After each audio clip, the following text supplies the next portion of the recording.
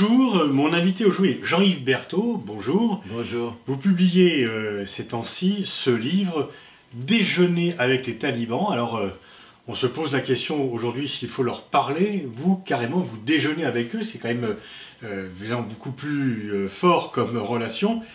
Pouvez-vous dire qu'est-ce qui vous a amené à déjeuner avec les talibans et quel est votre parcours par rapport à l'Afghanistan? Ce n'était pas un élan du cœur personnel. À l'époque, j'avais été nommé chargé d'affaires en Afghanistan. Et donc, Quelle année? C'était juste quelques mois après qu'ils aient pris le pouvoir. C'est-à-dire, j'ai commencé aux Nations Unies en 97, toute l'année 97, de janvier à décembre. Ils avaient pris le pouvoir à Kaboul 3 mois plus tôt. Et ensuite, j'ai été nommé chargé d'affaires de France à Kaboul, pour les 3 années suivantes. Donc effectivement, je les ai en quelque sorte accompagnés pendant la quasi-totalité de la durée de leur pouvoir en Afghanistan à l'époque. De 97 à 2001. Et à l'époque, est-ce qu'il y avait beaucoup de diplomates occidentaux qui étaient en poste à Kaboul? Alors, donc la première année, j'étais conseiller politique de la mission de l'ONU qu'on appelait UNSMA, pardon. Et évidemment, on parlait avec eux parce qu'on parlait avec eux et avec leurs opposants. Donc on les mettait autour d'une table pour essayer de faire en sorte qu'on trouve les voies de la paix. C'est quelque chose qui m'avait paru assez difficile à envisager dans la mesure où leurs sponsors n'étaient pas autour de la table. Il n'y avait pas le Pakistan, il n'y avait pas les États-Unis, il n'y avait pas les pays ingérants. Et donc c'était impossible. Mais j'ai continué à parler avec eux comme avec leurs opposants, c'est-à-dire le commandant Massoud, tous les grands chefs de guerre, les anciens chefs de parti Moudjahidine, qui s'étaient battus contre les Russes précédemment et qui ensuite s'étaient entre-déchirés en Afghanistan après le départ des Russes. Et aussi avec le roi Zahir, que j'ai convaincu de jouer un rôle important pour essayer d'assurer... Le roi afghan qui était en exil à Rome, c'est ça? Qui était en exil à Rome, je suis allé le voir à Rome à plusieurs reprises, et je l'ai convaincu de jouer un rôle pour essayer de mettre sur pied, et ça je l'ai fait dès que j'étais à la mission de l'ONU, pour essayer de mettre sur pied une alternative politique aux talibans, parce que je me rendais compte qu'évidemment ils allaient droit dans le mur, et que de toute façon la communauté internationale, comme le peuple afghan, avait besoin de voir un Afghanistan se relevant de ces misères profondes. Et donc là, aujourd'hui, ils ont pris le pouvoir, ils disent qu'ils ont changé. Qu'est-ce que vous pensez du changement des talibans? Est-ce que ce sont les mêmes que ceux que vous avez fréquentés il y a une vingtaine d'années, ou est-ce qu'ils sont différents? Alors, parmi ceux dont je fais le portrait dans mon livre et dont je relate les conversations que j'ai pu avoir avec eux, certains d'entre eux sont exactement les mêmes personnes qui sont revenues au pouvoir et aux échelons les plus élevés. Par exemple, le Premier ministre qui vient juste d'être nommé était à l'époque gouverneur de Kandahar et j'avais été le voir pour lui demander la grâce. Enfin, je voulais en fait voir le commandeur des croyants, le Amir el-Mouminin, le Moullah Omar, qui, ne voyant pas d'étrangers non musulmans, avait refusé de me recevoir, qui m'a fait recevoir par le gouverneur de Kandahar. Et cette conversation m'avait permis d'obtenir cette libération. C'est d'ailleurs la preuve qu'on peut leur parler et que parfois on obtient des choses. J'y étais arrivé à la suite d'une très longue discussion. Au début, il était tout à fait borné, puis après, il s'était un peu ouvert. Et quand je lui ai parlé de la clémence du prophète, tout d'un coup, ça l'a fait réfléchir et il a accordé cette grâce. Il ne me l'a pas dit tout de go, il m'a dit, écoutez, je vois que vous vous inquiétez beaucoup. Au moment de me raccompagner, ne vous inquiétez pas, vous allez voir, ne vous inquiétez pas trop pour ces jeunes gens. Donc j'ai compris que j'avais gagné, effectivement, quelques jours après, ils étaient libérés. Et donc c'est, voilà, alors les talibans d'aujourd'hui, ce sont donc les mêmes. Alors il y a ceux-là dont je parle dans mon livre et qu'on retrouve aujourd'hui. Il y en a d'autres qui proviennent presque tous, enfin en grande majorité de l'ancienne Choura, conseil de Quetta. Parce que c'est là, finalement, que les représentants des tribus pashtunes, tendance taliban, se sont retrouvés à Quetta, parce que c'est proche du Baloutchistan, et de cette frontière dont sont issues les tribus qui ont toujours fait les rois en Afghanistan. Ce sont les tribus du sud-ouest de l'Afghanistan qui ont mis sur le trône la dynastie des Mohammedzai. Le président Karzai est lui-même un Popolzai, donc c'est les mêmes tribus aussi, enfin des tribus voisines. Et là, on a tout un un éventail de ces tribus et sous-tribus qui sont représentées aux plus hautes instances du pouvoir. Donc une grande continuité sur le plan ethnique. Et ça, c'est très important parce que la lecture ne peut pas être seulement politique, elle est également ethnique et c'est quelque chose qu'il faut vraiment avoir présent à l'esprit. L'Afghanistan est avant tout un pays de tribus, un pays ethnique. Alors, est-ce que, maintenant, étant les mêmes, est-ce qu'ils peuvent changer tout en étant les mêmes? C'est une question compliquée. Ce qui ne change pas, c'est évidemment le dogme, ce sur quoi ils ont assis leur idéologie, c'est-à-dire le droit musulman, et rien que ça. Parce que leur seule vision du monde, c'est une vision fondée sur le droit de l'islam, et tout doit se conformer, et se donne des prescriptions pour la totalité des actes de la vie, et c'est pour eux le bonheur parfait que de se comporter comme tel, et c'est ainsi qu'ils envisagent et qu'ils vont envisager leur pouvoir et la façon dont la société va être orchestrée, dirigée, gouvernée pendant les années à venir. Alors, évidemment, on voit là une incompatibilité entre ce qu'ils sont, qu'ils déclarent d'ailleurs de façon tout à fait publique, sans en dissimuler quoi que ce soit, et ce que le reste du monde peut accepter. Alors, un islam des origines, c'est quelque chose que nous connaissons bien, puisque ça existe déjà en Arabie Saoudite, où les femmes doivent être dans l'espace public absolument voilées de la tête aux pieds. Donc, en fait, c'est ça leur modèle. Ils veulent être une sorte d'Arabie Saoudite. Je note quand même qu'à l'époque où j'étais en Afghanistan, il y avait ces choses qui nous révoltaient profondément, ces lapidations, ces séances d'exécution au stade, des choses comme ça qui sont absolument ignobles. J'avais été invité d'ailleurs une fois par les talibans qui m'avaient envoyé un Bristol pour m'inviter à une exécution publique. Comme un spectacle, quoi. Oui, et aussi de leur part comme une provocation. Ils savaient très bien que je n'irais pas et qu'il n'était pas question pour moi d'accepter une chose pareille et que je leur ai fait savoir très vertement. Mais cela n'empêchait pas, si vous voulez, après tout en Arabie Saoudite, nous avons des relations diplomatiques tout à fait normales avec ce pays.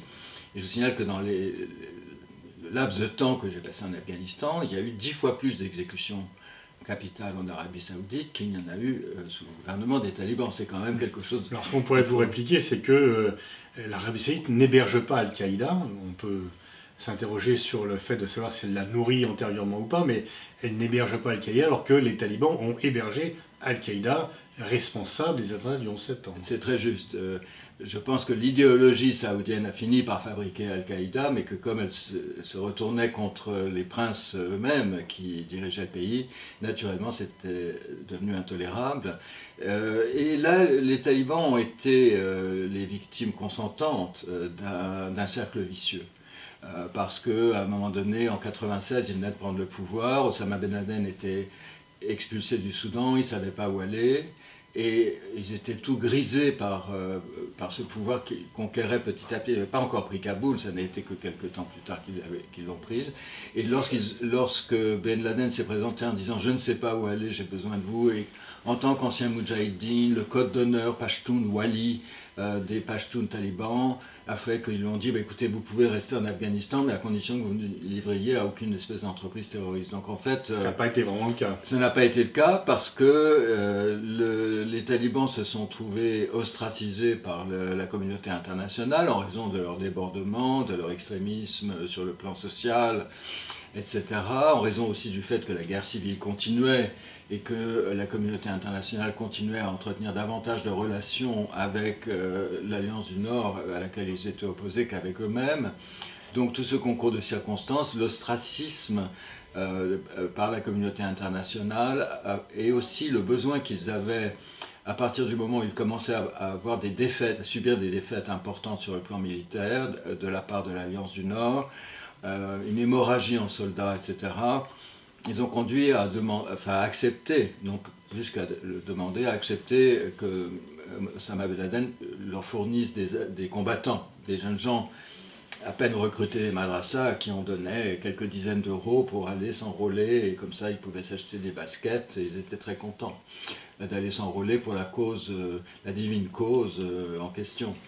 Donc c'est un peu comme ça que ça s'est passé, ça s'est trouvé comme une espèce de cercle vicieux dans lequel ils sont entrés, et la coïncidence entre le régime des talibans, qui est un régime nationaliste, qui n'a jamais eu de visée djihadiste, hein, d'aucune façon, ça n'a été découvert nulle part, et superposition entre eux et les Al-Qaïda serait tout à fait une vue de l'esprit extrêmement fausse. Mais il y a eu évidemment, à partir du moment où les talibans se sont mis à dériver vers le radicalisme, c'est-à-dire après que la communauté internationale, le Conseil de sécurité ait voté des sanctions contre eux, là ils se sont radicalisés. Et il y a certains éléments à ce moment-là, à partir de la fin de l'an 2000, qui deviennent très proches d'Al-Qaïda. Mais évidemment, ils ont appris à leurs dépens, les talibans, quel était le prix à payer pour avoir laissé Al-Qaïda s'imposer de la sorte à la fin, puisqu'ils l'ont payé par la prison, par la mort, parfois, très souvent, et aussi l'exil et l'anéantissement de leur régime. Donc, on peut bien imaginer que toutes ces années de prison et d'exil leur ont permis de comprendre que s'il y avait une erreur à ne pas commettre, c'était bien celle-là. Et aujourd'hui, ils ont beaucoup moins besoin que ça aurait pu être le cas à l'époque de Al-Qaïda, pour la simple raison qu'ils ne sont pas en guerre. Ils vont simplement avoir à réprimer un ennemi juré qui est Daesh, l'État islamique dans le Khorasan, et ça, ils vont tout faire pour l'éradiquer et y mettre toutes leurs forces militaires et leurs passions idéologiques. Mais en même temps, on pourrait dire que maintenant qu'ils ont gagné la guerre contre les États-Unis, contre l'OTAN, ils se disent l'ennemi extérieur n'est pas prêt de revenir vouloir nous déloger, et donc on peut faire ce que l'on veut, on a carte blanche, et même si Al-Qaïda réorganise des attentats contre les États-Unis ne sont pas prêts d'intervenir, et quiconque n'est pas prêt d'intervenir militairement à l'Afghanistan. Donc est-ce qu'il ne faudrait pas avoir un sentiment d'impunité par rapport à un laisser-faire vis-à-vis de l'Al-Qaïda? Non, je crois que les discussions qu'il y a eu entre les Américains et les talibans au Qatar depuis 2 ans ont bien fait comprendre aux talibans que le désengagement des États-Unis du terrain ne signifiait pas que les États-Unis avaient perdu toute capacité de rétorsion. Et je crois que cela leur a été dit de façon tout à fait claire. Par quel type? Tout simplement parce qu'il y a des bases américaines dans la région. Et donc juste bombarder, puisque les Américains ne vont jamais remettre de troupes au sol. Oui, mais vous savez que finalement, les troupes au sol, elles étaient souvent cantonnées. Il y avait très peu d'opérations de terrain, surtout à la fin. On restait dans les casernes, hyper protégés. Et la plupart des actions de la coalition ces dernières années, c'était surtout des actions de bombardement par des drones, par toutes sortes de moyens. Voilà, cette guerre était au départ, effectivement, au moment où il fallait aller chercher les gens là où ils se cachaient, une guerre de terrain, et après c'est devenu des bombardements. Alors qu'est-ce qui explique l'aura des talibans pour au moins une partie de la population afghane? Parce qu'il y a une partie qui veut fuir et qui est horrifiée du retour des talibans, mais on voit qu'il y a quand même une partie des Afghans qui les soutiennent. Qu'est-ce qui suscite, nous on est horrifiés par leur programme, mais qu'est-ce qui suscite le soutien d'au moins une partie, difficile à évaluer, des Afghans envers les talibans? Oui, en effet, c'est un phénomène extrêmement triste que celui auquel nous assistons, parce qu'on voit que on assiste à une dichotomie à l'intérieur du peuple afghan entre certains des habitants des villes qui se sont vraiment le plus frottés à ce que la démocratie pouvait apporter en termes de meilleure compréhension du monde et de leur propre société, et un accès évidemment à l'éducation pour les femmes en particulier, c'est quelque chose de très important. Des efforts d'alphabétisation énormes ont été consentis par la communauté internationale, par les ONG, des programmes extrêmement coûteux ont été mis en place, et ceux-là quand même ont réussi leur pari. Ça n'a pas été le cas de tout ce qui a été mis en place par les Occidentaux en Afghanistan, bien loin de là. Mais ça, ce pari-là a été en partie réussi, si bien que la proportion infime de femmes qui étaient alphabétisées aujourd'hui à l'heure actuelle, au moment où les talibans arrivent en Afghanistan de nouveau, les femmes sont 3 ou 4 fois plus alphabétisées qu'elles ne l'étaient. C'est énorme. Mais ça ne concerne guère que les femmes, enfin surtout, disons, les femmes des villes. Parce que dans les campagnes, le peuple est très attaché à l'idée que les femmes ne puissent pas étudier parce que ce sont des occasions de sortir de la maison et c'est très très mal vu par la culture afghane.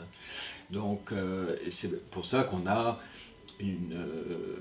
un Afghanistan un peu divisé entre la ville et la campagne et que, en effet, les talibans des campagnes ont souvent accueilli les talibans un peu comme des libérateurs parce qu'ils supprimaient des institutions venues de l'État central qui paraissaient tout à fait étrangères à la vie du village, à ses traditions, à ses coutumes.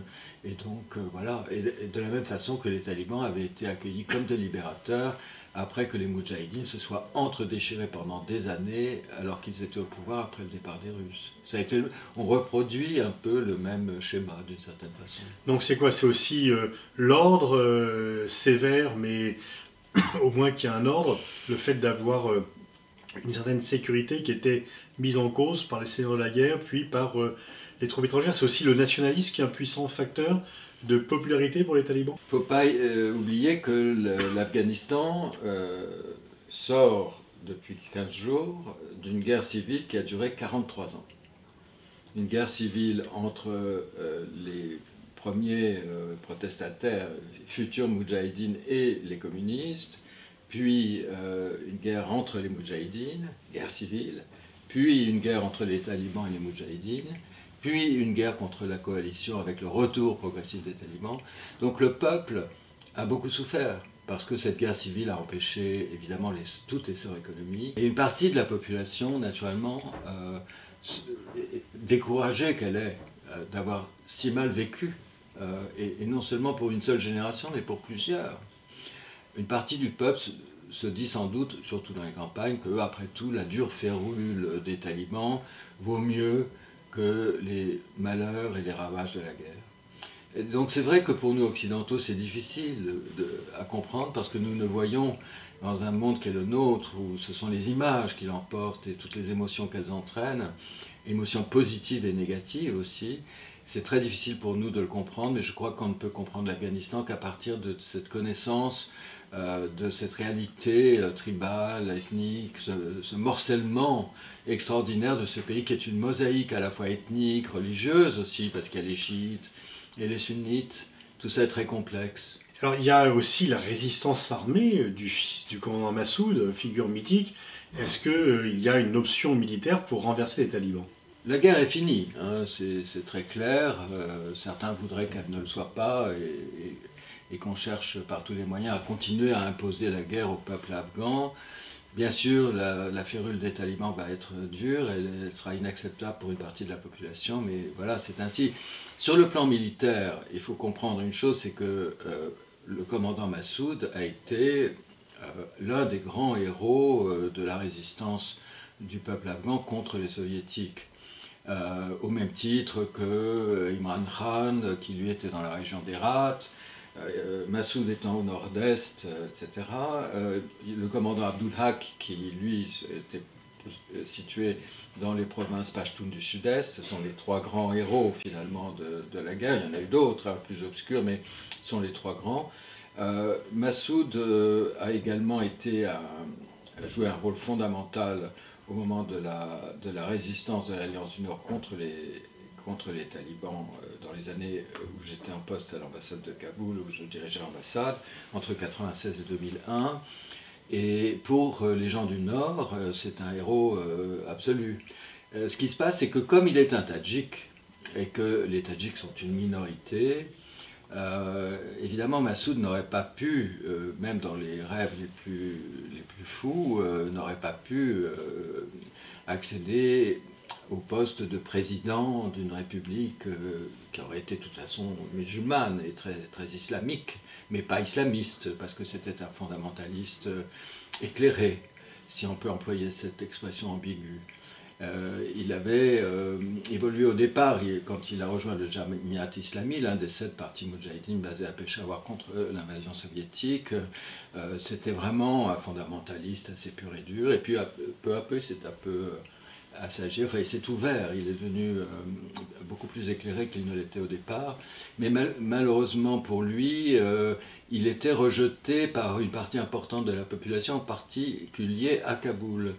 Alors, c'est difficile à comprendre parce qu'à Kaboul, on a vu que toutes ces 20 dernières années, il y avait des portraits de Massoud absolument partout, dans les rues, dans les boutiques. Et ça, c'est pour une raison très simple, c'est qu'il y a beaucoup de Tadjiks à Kaboul.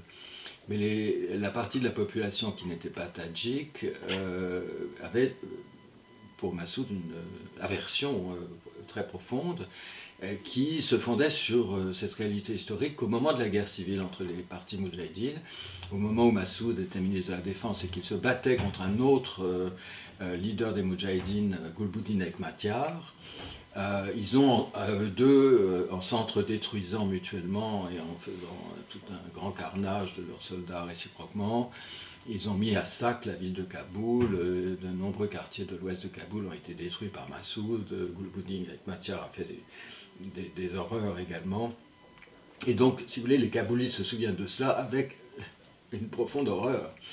Donc voilà, les chances de Massoud, de toute façon, de représenter quelque chose, c'est une ambition nationale. En France, il passe un peu pour un Che Guevara, un libéral. À Saint-Germain-des-Prés, c'est un héros national. À Kaboul, c'est un héros tadjik.